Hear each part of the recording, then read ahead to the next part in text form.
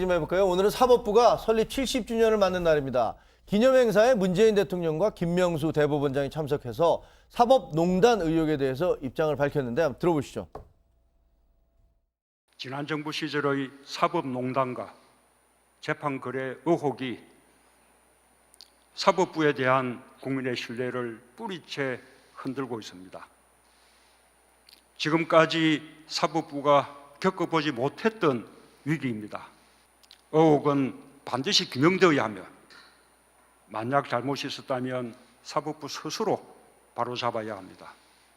저는 사법부가 국민의 희망에 응답할 역량이 있다고 믿습니다.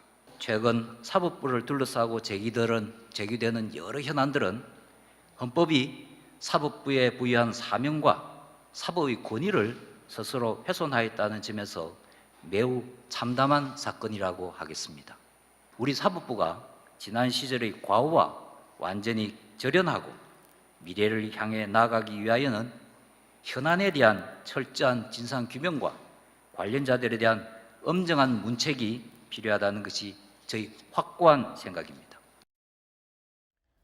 자, 문재인 대통령은 잘못이 있었다면 사법부 스스로 바로잡아야 한다라고 얘기했고, 김명수 대법원장도 철저히 진상을 규명해서 관련자 문책까지 언급을 하긴 했어요. 네, 어떻게 될 거로 보십니까? 그리고 사법 예를 들면 협조하겠다 수사에도 이런 얘기를 했던 걸로 나와 있는데. 그렇죠. 그러니까 사실 이제 사법 70주년 기념식 생일날 아니겠습니까? 그렇죠. 근데 잔칫날이었는데 가서 꾸지람만 하고 어떻게 보면 자기 반성만 하는 그런 자리였던 거예요. 분위기 자체도 굉장히 심통할 수밖에 없었던 게 지금 전현직 판사들 한 50여 명이 이미 수사를 받고 있고 저 자리에 전직 대법원장, 양승태 전 대법원장, 차한성 전 대법관 같이 이 법원 행정처장 지낸 분들이 다 빠졌지 않습니까? 네. 그러니까 분위기도 안 좋았는데 그럴 수밖에 없는 건 다시 말씀드릴 필요조차도 없이 사법농단이란 최초의 일이 매일 언론에서 거론되기 때문인데 그러다 보니까 김명수 대법원장이 처음으로 이 사법농단 관련해서 의혹이 나온 이후 처음으로 관련자 문책을 하겠다 그리고 수사에 협조를 적극적으로 하겠다는 얘기인데 여기에 대해서도 이미 법원 내부에서도 좀 너무 늦은 게 아니냐.